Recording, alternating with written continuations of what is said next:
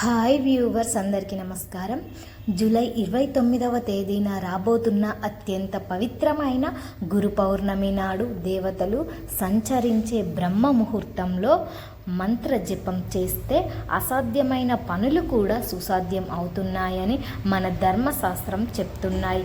ఎన్నో ఏండ్లుగా తీరని కోరికలు ఉన్నవారు, జీవితంలో అనేక కష్టాలు, ఆర్థిక ఇబ్బందులు ఎదుర్కొంటున్నవారు, అలాగే కటిక దరిద్రాన్ని అనుభవిస్తున్న వారందరూ కూడా ఈ జూలై 19వ తేదీన వేకువజామున నిద్రలేచి ఒక అద్భుతమైన మంత్రాన్ని గనక పఠించినట్లయితే వారు మనస్ఫూర్తిగా కోరుకున్న ప్రతి కోరిక తప్పక నెరవేరుతుంది.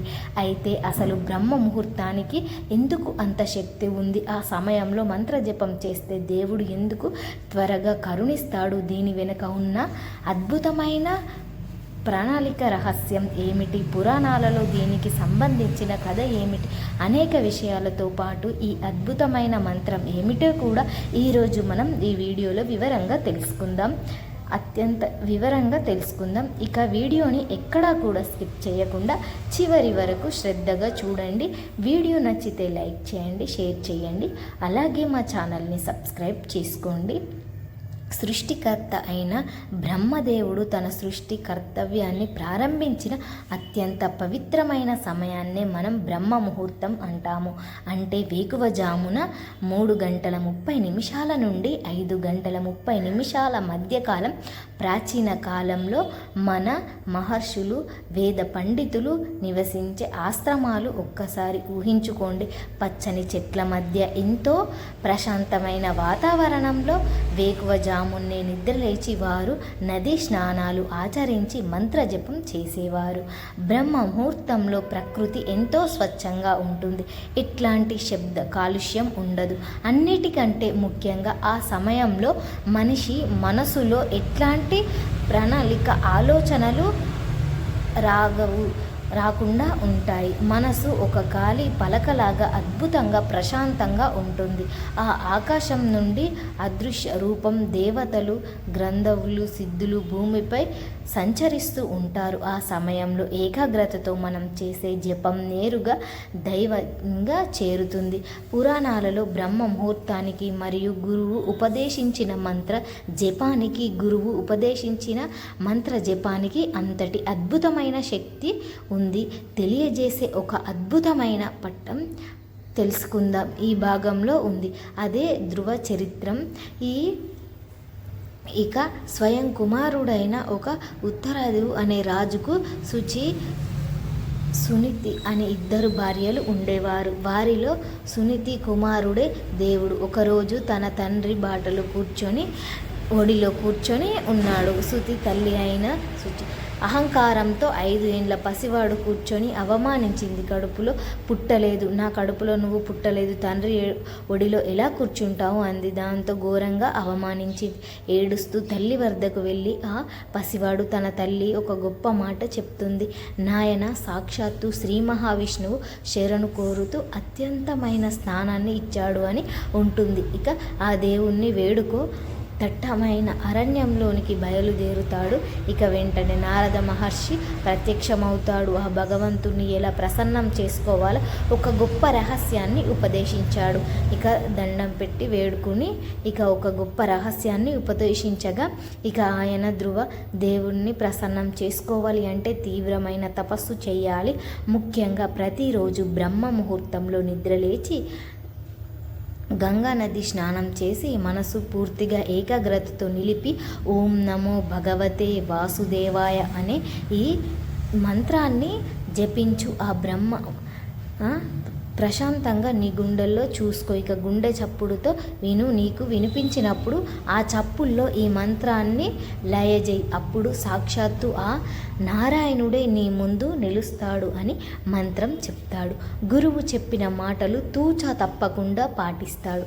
భయంకరమైన మృగాలు తిరిగే వధువనంలో అరణ్యంలో ఒంటి కాలుపై నిలబడి ఘోరమైన తపస్సు ప్రారంభించాడు. ముఖ్యంగా ప్రతిరోజు వేకువజామున ఆ బ్రహ్మ ముహూర్త సమయంలో పవిత్రమైన నది జపాలలో స్నానం చేసి ఇక ప్రాచీన కాలువ వైపు ఋషులు వెళ్ళే వాళ్ళు ఉంటారు కదా, ఆ మంత్ర జపం చేయడం మొదలు పెడతాడు.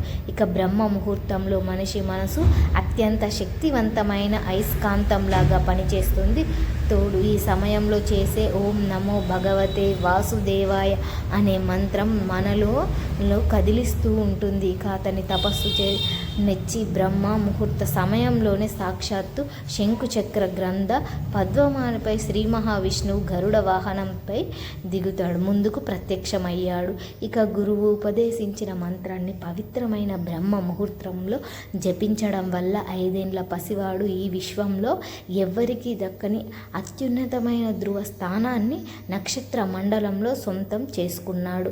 బ్రహ్మ ముహూర్తంలో మంత్ర జపం చేసి నారాయణుని ప్రత్యక్షం చేసుకున్నప్పుడు ఈ పవిత్రమైన గురు పౌర్ణమి నాడు మనం కూడా ఆ దైవాన్ని మనస్ఫూర్తిగా ప్రార్థిస్తే మన కష్టాలు ఎందుకు తీరవు? ఖచ్చితంగా తీరుతాయి. జూలై 19వ తేదీన బుధవారం నాడు బ్రహ్మ ముహూర్తంలో అనగా వేకువజామున 3:30 నిద్ర లేవండి.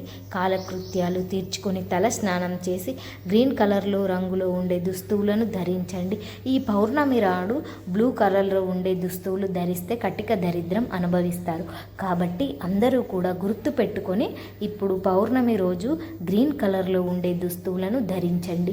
ఇక మీ పూజా మందిరంలో ఆవు నెయ్యితో దీపాలను వెలిగించండి లేదా నువ్వుల నూనెతో దీపాలను వెలిగించండి. అలాగే ఇంట్లో పవిత్రమైన సాంబ్రాన్ని సువాసన వ్యాపించే ధూపం వేయండి. దేవుడి ముందు ఒక చాప లేదా పరుచుకొని తూర్పు లేదా ఉత్తర దిక్కున ముఖం చేసి ప్రశాంతంగా కూర్చోండి. కళ్ళు మూసుకొని మీ మనసులోని ఆలోచనలన్నిటినీ కూడా పక్కన పెట్టండి. ఏకాగ్రతను పూర్తి చేసి ఆ దైవం మీదే లగ్నం వేయండి. ఇప్పుడు మీ చేతిలో ఒక తులసి మాల లేదా రుద్రాక్ష మాల పట్టుకొని త్రిమూర్తి స్వరూపుడైన శ్రీ దత్తాత్రేయ స్వామివారి అత్యంత ప్రీతికరమైన అద్భుతమైన బీజాక్ష మంత్రం దత్తాత్రేయ నమః అనే మంత్రాన్ని 108 సార్లు అత్యంత భక్తితో జపించండి. ఈ మంత్రం చదవడం కష్టంగా అనిపిస్తే ఓం శ్రీ గురుభ్యో నమః అనే మంత్రాన్ని కూడా జపించవచ్చు. మీరు మీ పూజా మందిరంలో అంతటి ఏకాగ్రతతో ప్రతి అక్షరాన్ని మనసులో లగ్నం చేసి ఈ మంత్రాన్ని జపించాలి. అప్పుడు మీ చుట్టూ ఉన్న దుష్పర్యమైన అనుకూల శక్తులు అన్నీ కూడా మాయం ఏర్పాటు చేసుకుంటాయి. ఇక జపం పూర్తయిన తర్వాత సాష్టాంగ నమస్కారం చేసి మీ మనసులో ఉన్న కోరికలను ఏకలగ్నం లేకుండా దేవుడికి విన్నవించుకోండి. ఇక గురు పౌర్ణమి నాడు బ్రహ్మ ముహూర్తంలో ఈ మంత్రాన్ని ఎవరైతే ఇలా ఏకాగ్రతతో జపిస్తారో వారి జీవితంలో ఊహించని అద్భుతాలు జరుగుతాయి. వివాహాలు ఆలస్యం అవుతున్న వారికి, ఉద్యోగ ప్రయత్నాలు ఫలించని వారికి కూడా, ఈ గురు గ్రహ దోషాలు ఉన్నవారికి కూడా, తీవ్రమైన అప్పుల బాధల్లో ఉన్నవారికి కూడా, ఈ ఆర్థిక ఇబ్బందులు ఎదుర్కొంటున్న వారికి ఈ గురు పౌర్ణమి అనేది ఇక ఈ గురు పౌర్ణమి రోజు ఈ గురువాసుడి కటాక్షం లభిస్తుంది. అష్టైశ్వర్యాలు సిద్ధిస్తాయి. వ్యాపారం చేసేవారికి సొంతంగా నిలదొక్కునే అనుకూలమైన శక్తులు ఉంటాయి. ఇక ఏ పని తలపెట్టినా అందులో ఆటంకాలు తొలగిపోయి విజయం సాధిస్తారు. ప్రాచీన కాలం నుండి ఋషులు అనుసరిస్తున్న ఈ మార్గంలో ఇంతటి పవిత్రమైన రోజున బ్రహ్మ ముహూర్తంలో దైవాన్ని అనుసరించి మంత్రజపం ద్వారా ఆ సద్గురువు చల్లని దీవెన మనందరిపై ఉండాలని మనస్ఫూర్తిగా కోరుకుంటున్నాము. ఇక మా వీడియో మీకు నచ్చితే లైక్ చేయండి, షేర్ చేయండి, అలాగే మా ఛానల్ని సబ్స్క్రైబ్ చేసుకోండి. మీ అందరికీ ధన్యవాదములు.